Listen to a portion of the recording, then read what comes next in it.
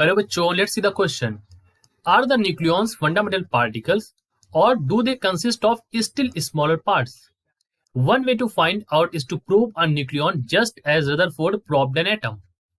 तो उन्होंने कहा है कि क्या न्यूक्लियॉन्स जो है वो फंडामेंटल पार्टिकल हैं, यानी कि फंडामेंटल पार्टिकल मतलब उसके और पार्ट नहीं हो सकते या उसके और भी स्मॉलर पार्ट हो सकते हैं न्यूक्लियॉन्स के, राइट। यानी कि न्यूक्लियस के अंदर जो मौजूद होते हैं उनको हम न्यूक्लियॉन बोलते हैं और क्या वो फंडामेंटल पार्टिकल है, हमें ये बताना है। फर्दर इन्होंने कहा है कि one way to find out is to probe a nucleon just as Rutherford probed an atom. तो इन्होंने कहा है कि जिस तरह से रदरफोर्ड ने एटम के बारे में पता किया था उसी तरह से हम we can also probe a nucleon, right. So further कहते हैं what should be the kinetic energy of an electron for it is to be able to probe a nucleon. Kinetic energy electron की क्या होगी so that we can probe a nucleon. Assume the diameter of a nucleon to be approximately 10 to the power minus 15 metre और diameter of nucleon हमें यहाँ पर बता दिया है, राइट। देखिए हमारा जो की कॉन्सेप्ट होगा यहाँ पर, so we can say that our की कॉन्सेप्ट विल बी, हमसे पूछा गया है यहाँ पर एनर्जी या काइनेटिक एनर्जी के बारे में।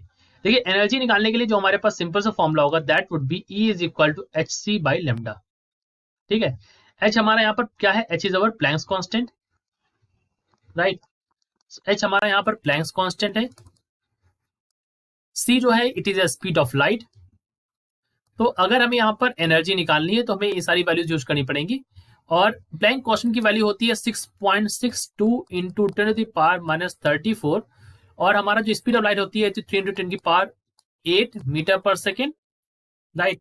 ये जूल सेकेंड में होती है और हमारा जो लेमडा होती है डी ब्रॉगली वेवलेंथ, ये हमारी मीटर में होती है, ठीक है। लेमडा हमारी क्या होगी, लेमडा इज अवर वेवलेंथ यहाँ पर। अब देखिए यहाँ पर क्या है कि अगर हमें न्यूक्लियन को प्रूव करना है तो जो वेवलेंथ होनी चाहिए जो यहाँ पर गिरेगी that should be of the order of 10 to the power minus 15, यानी कि जो वेवलेंथ ऑफ लाइट हो that should be of this order, right.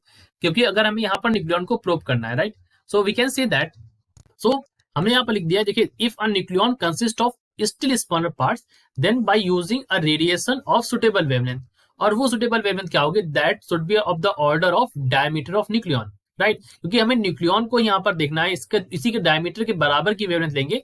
So by using that we can resolve these smaller parts, उसको use करके हम यहाँ पर इनको स्मॉलर पार्ट्स में रिजॉल्व कर सकते हैं।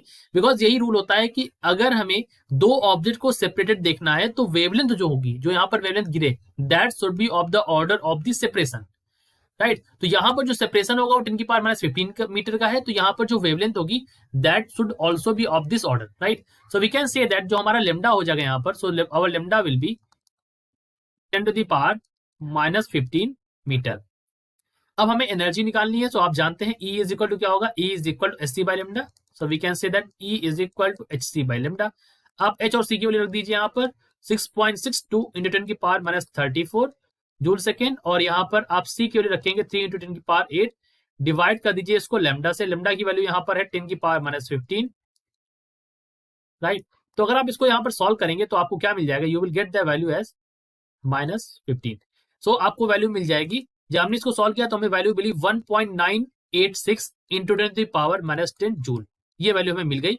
अब ये वैल्यू जो है जूल में है, हमें यहाँ पर इलेक्ट्रॉन वोल्ट में चाहिए होगा। So we can say that E is equal to क्या लिख सकते हैं यहाँ से, सो अगर हमें इलेक्ट्रॉन वोल्ट में बदलना है तो E इज इक्वल टू हो जाएगा 1.986 into 10 to the power minus 10 divide by 1.6 into 10 की पावर माइनस 19, डिवाइड करने पर वैल्यू आ रही है 1.24 into 10 to the power 9 electron volt, यानी कि जो एनर्जी हो जाएगी that should be 1.24 giga electron volt. के 10 की पावर 9 था यहाँ पर, तो हमने इसको लिख दिया 1.24 गीगा इलेक्ट्रॉन वोल्ट, ये हमारा यहाँ पर एनर्जी हो गई। तो यही हमने पूछा था कि what should be the kinetic energy of the electron, तो kinetic energy of the electron should be in electron volt that is 1.24 giga electron volt, and this is our answer over here.